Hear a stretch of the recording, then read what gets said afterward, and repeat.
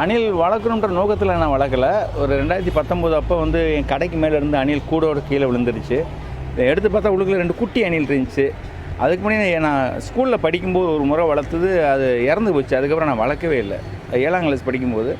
அதுக்கப்புறம் 2019 தொடர்ந்து இப்போ வரைக்கும் ஒரு 90 அணிலுக்கு மேலே நான் வளர்த்துருக்கேன். அது குட்டி போட்டது அது 150 தாண்டி போயிருக்கும்.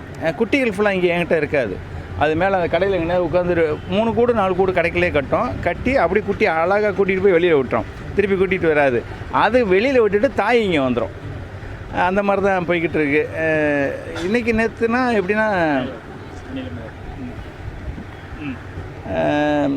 ஒரு அப்படியே எனக்கு ஆசை பழகிருச்சு. இப்போ அணி இல்லாமல் என்னால் இருக்க முடியல. இப்போ இது ஏதாவது பூனைங்கன்னா பிடிச்சிருச்சுன்னு வச்சுக்கோங்களேன், அதுக்கப்புறம் ஆட்டோமேட்டிக்காக யாராவது வந்து என்கிட்ட கொடுத்துருவாங்க அணில். ஆனால் இந்த இடத்துல அணில் கிடந்துச்சுனே நீங்கள் வளர்க்குறதா சொன்னாங்க. நான் யார் வந்து அணில் கொடுத்தாலும் சரி, அணில் மட்டும் இல்லை, காக்கா, கிளி, ஆந்தை, கொக்கு, கிளி, இது மாதிரி நிறையா கொண்டு வந்து கொடுத்து, புறா, இதெல்லாம் கொண்டு வந்து என்கிட்ட கொடுப்பாங்க. குட்டியாக இருந்துச்சு கீழே விழுந்துருச்சுன்னு எல்லாத்தையும் வளர்த்து பறக்க விட்டுருவேன். ஒன்றை கூட கூட்டில் போட மாட்டேன். எவ்வளோ அணில் வளர்த்து இது வரைக்கும் அதான் நான் வளர்த்தது ஒரு 90 அணிலுக்கு மேலே வளர்த்துருக்கேன். அது குட்டி போட்டு பழுகுனது ஒரு 150க்கு மேலே இருக்கும்.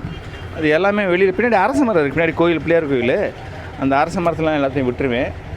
அங்கே ஒரு பூனை வந்து ஒவ்வொன்றா பிடிச்சி போயிடுச்சு. எல்லாம் மளிகை கடை வச்சுருக்கோமே, இந்த அணில் வளர்க்கறனால அது எல்லாத்தையும் திங்ஸ் எல்லாம் கடிச்சு கொதருமே, இதனால் உங்களுக்கு அது டிஸ்டர்பாக இல்லையா? அது கடிக்கத்தான் செய்யும், கேரக்டர் அதுதானே.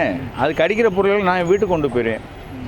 கஸ்டமர்கிட்ட கொடுக்க மாட்டேன். அவங்க பார்த்தாங்கன்னா சங்கடப்படுவாங்கன்றதுக்காக. அது பெருசாக கடிக்க இந்த மொச்சை, தட்டை, இதுகளை தான் நிறையா கடிக்கும். அதை மட்டும் உட்காந்து ஒரு பாக்கெட்டை ஓட்ட போட்டுச்சுன்னா அதுக்குன்னு ஒதுக்கி வச்சுருவேன்.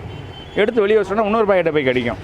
அதுக்காக அந்த ஒரே பாக்கெட்டை விட்டுருவேன். அதுவாக முடிஞ்ச அளவுக்கு சாப்பிட்டு வைக்கேன். அப்புறம் பால், சாதம், இந்த மாப்பிள்ளை இவர் சாப்பிடும்போது சாதம் எடுத்து வச்சுருவாப்புல.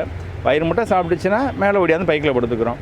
நல்லா தூங்கி எழுந்திரிச்சு அப்புறம் அதுக்கப்புறம் அது ஆட்டத்தை போட்டுக்கிட்டு இருக்கோம். அது ஜாலியாக இருக்கும். கஸ்டமர்ஸ் வந்தாங்கன்னா எங்கே அப்படின்னு சொல்லி ஒரு ரேடியெலாம் பயந்து பின்னாடி தெரிச்சு ஓடிட்டாங்க. நல்ல வேலை காரில் அடி ஓட தெரிஞ்சாங்க. என்ன முடியல எனக்கு மேலே அப்படின்னாங்க. ஐயோ ஒன்றும் பயப்படாதீங்க, வாங்க, அணில் நான் வளர்த்துக்கிட்டு இருக்கேன், அது ரொம்ப நாளாக என் கூட தான் இருக்குது அப்படின்னு சொல்லி அவங்கள அது ரொம்ப ஆச்சரியப்படுவாங்க. கடைக்கு வரவங்க ஒரு சில பேர் என்னை மேலே ஏறிக்கிறத பார்த்து ஃபோட்டோ எடுத்துகிட்டு போவாங்க. வாங்க நீங்கள் நில்லுங்க சொல்லி அவங்க மேலே விட்டு அவங்கள ஃபோட்டோ எடுத்து அவங்க கையில் கொடுப்பேன்.